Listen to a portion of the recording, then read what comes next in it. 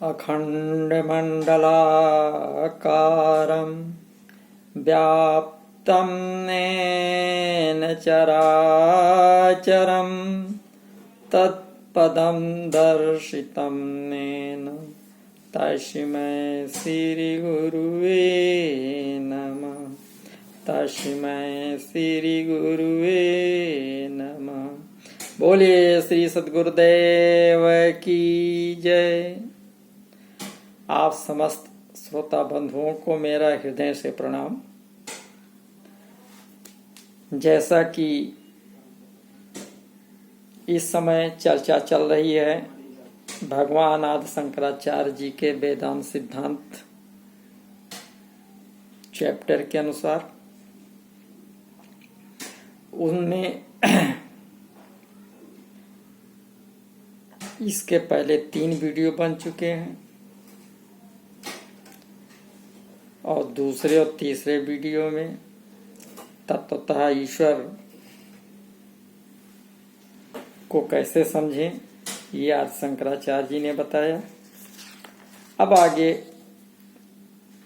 जगत की रचना बताई कि जगत की रचना कैसे हुई, और अब उसी बातचीत को आगे जारी रखते हुए आदि शंकराचार्य जी बता रहे हैं कि कारण शरीर जो बना तो उसको बहुत ही विस्तार पूर्वक बता रहे हैं कि कारण शरीर कैसे बना। तो 5 पंचभूत जिसको कहा गया, तो पंचभूतों के सम्मिलित सात्विक अंश से निर्मित अंतःकरण, और यही अंतःकरण कारण शरीर होता है। तो यही शरीर का बीज है जिससे सूक्ष्म व स्थूल शरीर बनते हैं। संकल्पान्मन इत्याहुर बुद्धि अर्थस्य निश्चयात अभिमान द अहंकार चित्त अर्थस्य चिंतनात्। क्या बताया गया कि अंतःकरण एक ही है, किंतु इसके 4 प्रकार के कार्य होते हैं।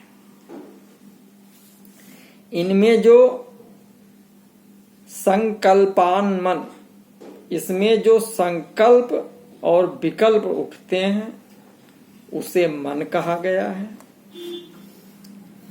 और संकल्प विकल्प के कारण जो निश्चय होता है इत आहूर बुद्धि, तो उसे बुद्धि कहा गया है। और जब किसी वस्तु पर सार्थक चिंतन करते हैं तो उसे चित्त कहा गया।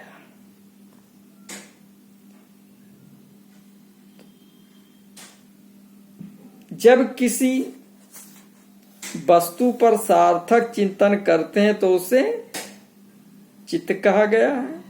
और चित्त में क्या होता है कि अभिमानाद अहंकारा, कि चित्त में अहम भाव के कारण जो अभिमान होता है कि ये मैंने किया है, इसे अहंकार कहा गया है। तो बहुत ही स्पष्ट रूप से आज शंकराचार्य जी समझा रहे हैं कि जो अंतःकरण है वो अंतःकरण 4 प्रकार का है। जब संकल्प विकल्प करते हैं तो उसको मन कहते हैं, और जब संकल्प विकल्प के कारण जो निश्चय किया जाता है, फैसला किया जाता है, तो उसे बुद्धि कहा जाता है। और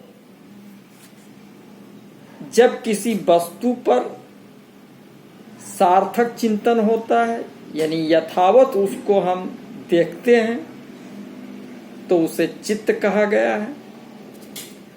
और चित्त में जो अहम भाव होता है, जो अभिमान होता है, यानी जो एक्टिविटीज है, जो क्रिया है, इसे अहंकार कहा गया।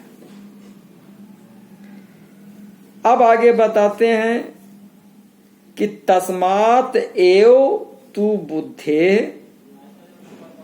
कर्तृत्वम तदितरस्य करणत्वम सिद्धयत आत्मान उभयाद्वि अध्यात्म संसार कारणम मोहात्। क्या बताया कि अंतःकरण के निर्माण के बाद, यानी मन, बुद्धि, चित्त, अहंकार, इनके निर्माण के बाद क्या होता है कि मन और बुद्धि ही संसार की सभी क्रियाओं, धर्म एवं अधर्म आदि के कारण बन जाते हैं। तो सभी कर्मों के ये ही कर्ता बन जाते हैं। अज्ञानवश इनके मोह के कारण ही, जैसा कि इसके पहले अभी जो वीडियो बना है जिसमें विवेक और मोह का युद्ध दिखाया गया है, ये अंतःकरण की चीजें हैं। तो अज्ञानवश इनके मोह के कारण ही संसार में सभी प्रकार के धर्म एवं अधर्म के कार्य होते हैं। अतः संसार में सभी कर्मों का कारण यही मन और बुद्धि है। यद्यपि मन सूक्ष्म पदार्थों, आत्मा आदि को जानने की शक्ति वाला है, किंतु होता क्या है कि वो रजोगुण से युक्त होकर दूषित हो जाता है तथा काम, क्रोध, लोभ, मोह, ममता आदि से दूषित होकर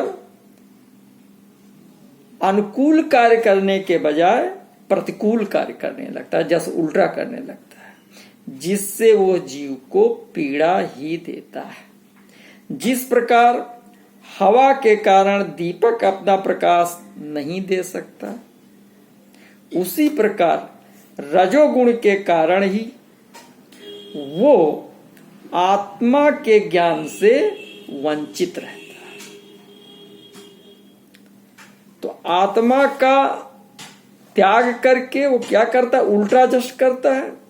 विषयों की ओर आसक्त रहना ही चिद जड़ ग्रंथि है, जो रजोगुण और तमोगुण से उत्पन्न होती है।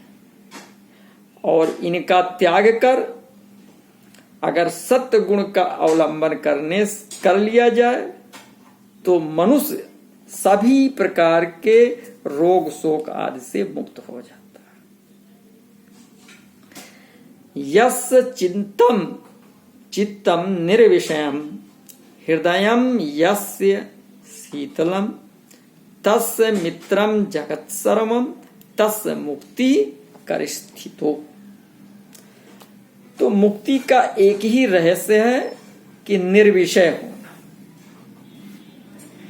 जो ज्ञानेंद्रियों ने उल्टा व्यवहार रजोगुण और तमोगुण के संयोग से कर लिया है, उससे निवृत्त हो जाना ही मुक्ति का एक मुक्ति की तरफ बढ़ना है। विषयों के प्रति जो आकर्षण है, आसक्ति है, वही सही बुराइयों का जड़ है, वही कारण है बुराइयों का। क्रोध, राग, द्वेष, ममता, आसक्ति, मोह इसी आसक्ति से उत्पन्न होता है, जिससे हृदय अशांत बना रहता है, दुखित रहता है। शांत मन वाला ही मोक्ष को प्राप्त होता है, ऐसा आदि शंकराचार्य जी ने बताया। आगे और बता रहे हैं कि मनः प्रसादा पुरुषस्य बंधो, मनः प्रसादो भवबंध मुक्ति, मनः प्रसादादि अगमाय तस्मान मनो निराशम विदधीत विद्वान। मन यद विषयों के भोगों में प्रसन्नता का अनुभव करता है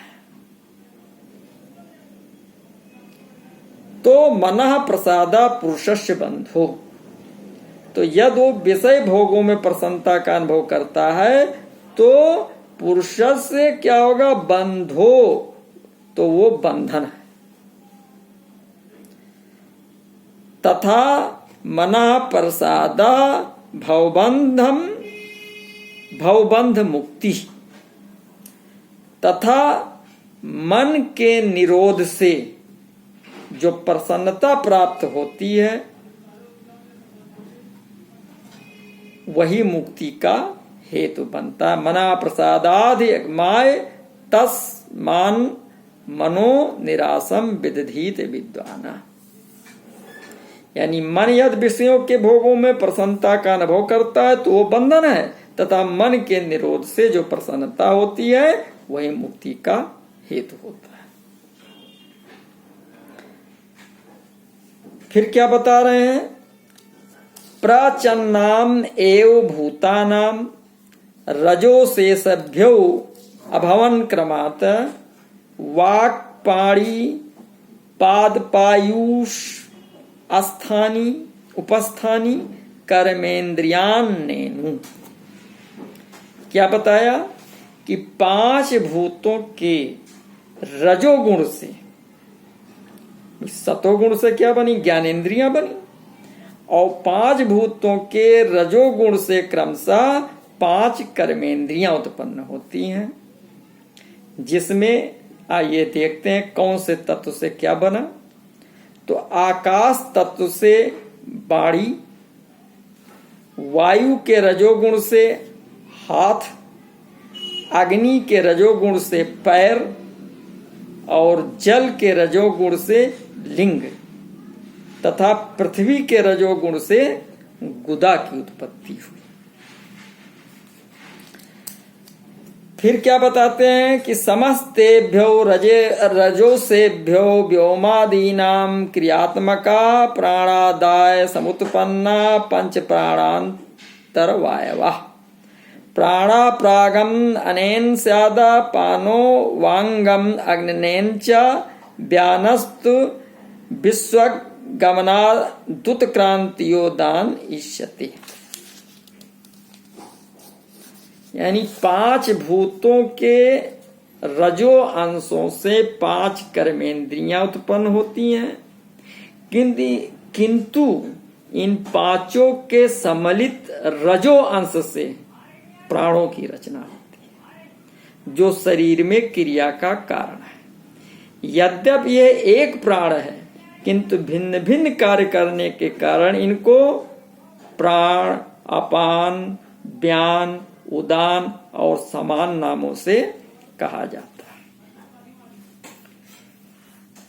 मुख नासिका तक गमन करने को कार्य से प्राण कहा जाता है। प्राण कहा जा मुख से और नासिका तक गमन करने के कार्य को प्राण कहा जाता है। यानी नासिका से श्वास लिया गया और मुख से तक आया तो इसको प्राण कहा गया। और नाभि से चरणों तक नीचे गमन से अपान, और नाभि स्थल से और पैर तक जो गमन करता है इसको अपान कहा जाता है। और सर्वत्र गमन करने से पूरे शरीर में व्यापक होने की वजह से उसको व्यान कहा जाता है। और रस आदि को ऊपर ले जाने अथवा ऊर्ध्व गमन से उसे उदान कहा जाता है। तो असितान नरशादीनाम समीकरण धर्मतः समान इत अभिप्रेतो वायु यस तेसु पंचमः। फिर पांचवें प्राणवायु को समान कहा जाता है और यह वायु नाभि केंद्र में रहता है, जो प्राण और अपान का संतुलन बनाता है। ऐसा आदि शंकराचार्य जी ने बताया है। जबकि इसके पहले हमने और वीडियो में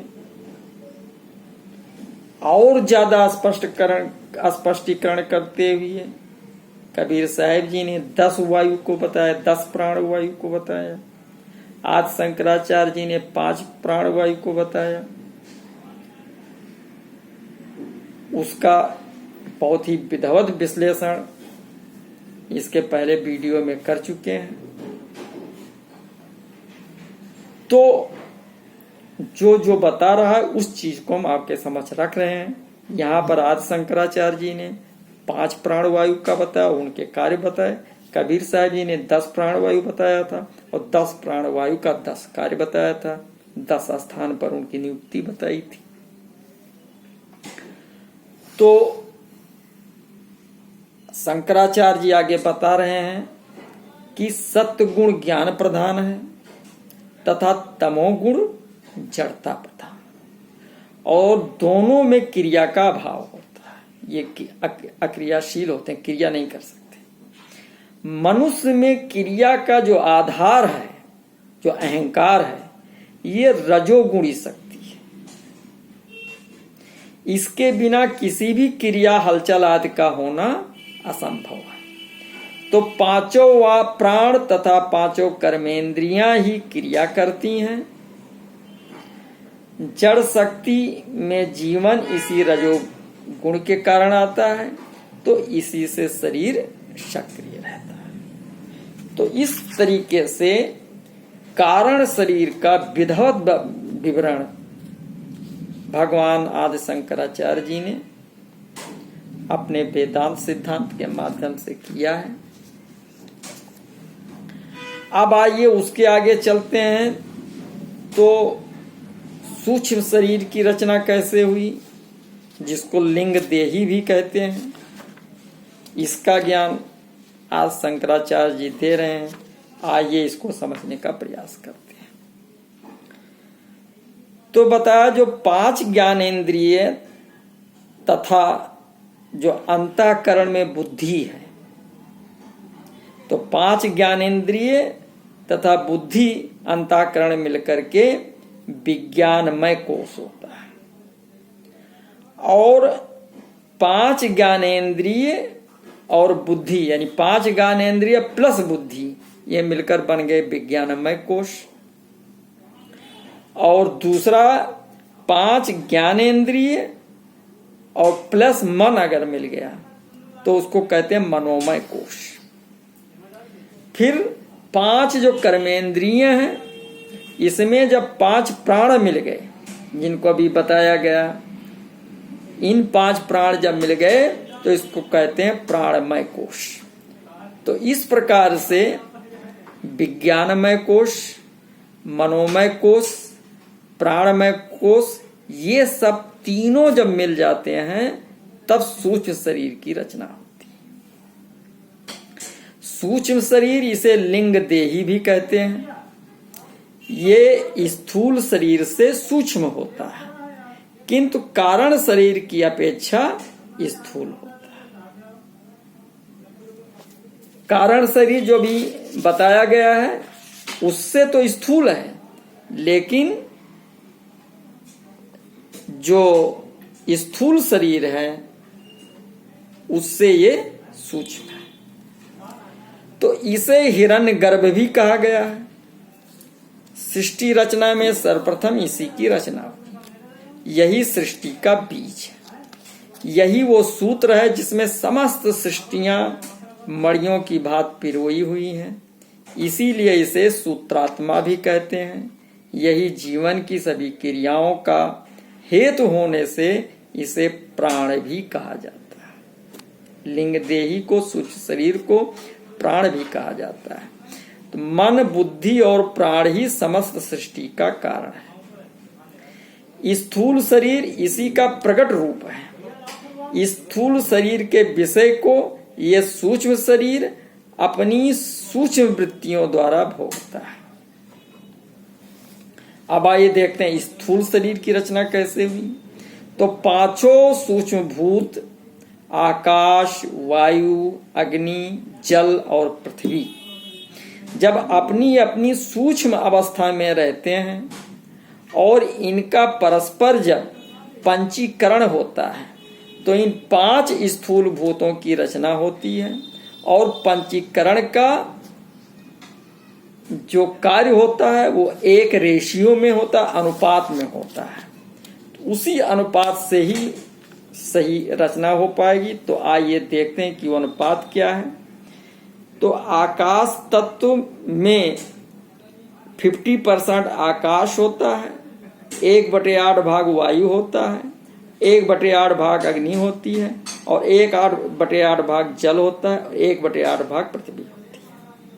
अब जो वायु तत्व है इसमें 50% वायु यानी 1/2 वायु होती है और 1/8 भाग आकाश होता है, 1/8 भाग अग्नि होती है, 1/8 भाग जल होता है और 1/8 भाग पृथ्वी होती है। इसी प्रकार अग्नि तत्व में 50% अग्नि होती है और 1/8 भाग आकाश होता है और 1/8 भाग वायु होती है और 1/8 भाग जल होता है और प्लस 1/8 पृथ्वी होती है। इसी प्रकार जल तत्व में आधा 50% जल होता है और 1/8 भाग आकाश होता है, 1/8 भाग वायु होता है, प्लस 1/8 भाग अग्नि होती है और प्लस 1/8 भाग पृथ्वी होती है। इसी प्रकार पृथ्वी तत्व में आधा 50% पृथ्वी होती है, 1/8 भाग आकाश होता है, 1/8 भाग वायु होती है और प्लस 1/8 भाग अग्नि होती है, 1/8 भाग जल होता है। तो इन पांचों महाभूतों आकाश, वायु, अग्नि, जल व पृथ्वी के तामस गुण हैं शब्द, स्पर्श, रूप, रस और गंध। इन सभी का ज्ञान क्रमशः इनके सात्विक अंश कर्ण, त्वचा, अवरोह, जिह्वा तथा नासिका से होता है। तो इस प्रकार 5 ज्ञानेंद्रियां, 5 कर्मेंद्रियां, 4 अंतःकरण और 5 प्राण मिलकर स्थूल शरीर की रचना करते हैं और इन 14 अंगों पर 14 देवता का वास होता है और यही सब ईश्वर की एक चैतन्य शक्ति है। तो आगे तो 14 देवता उनका वर्णन